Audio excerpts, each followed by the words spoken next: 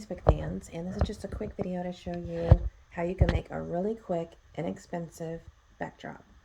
So, you see all these pretty pictures of mock-ups and things that have been done on these pretty backdrops. Well, you don't have to spend the $100-something plus packages on Amazon that have those light boxes.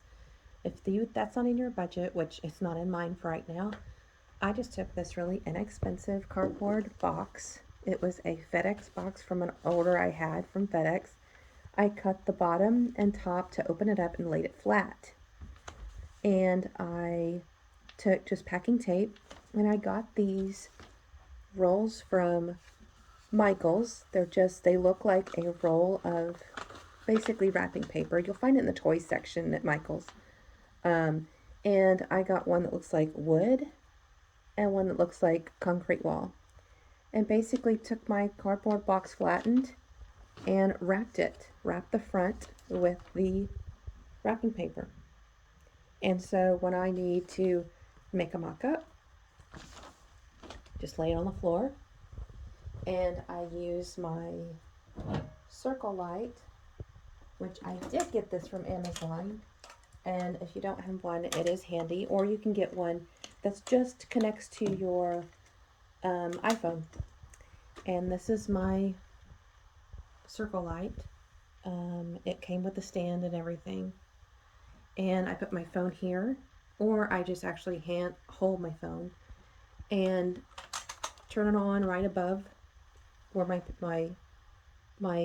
shirt is on the cardboard, and just take a picture. Click. I would recommend that the entire room, the lighting in the entire room be off, and all you see is your circle light being on. It does brighten up the image quite a bit, and it just makes for a better photo. I have done that with an image, and I will put that at the end of this video so you can see the difference on using a backdrop like this. Just a really inexpensive cardboard backdrop. Once this paper gets all nasty, which is still in good shape, you just take it off and change it. Or you could take another cardboard and make it just your different color of backdrop. So that's what I may do with this other piece of cardboard box that I have. So thanks for watching, and look at the video or at the picture I'm going to post after this video, and you can see the difference of what those two things makes a big difference in your photos that you post on Etsy.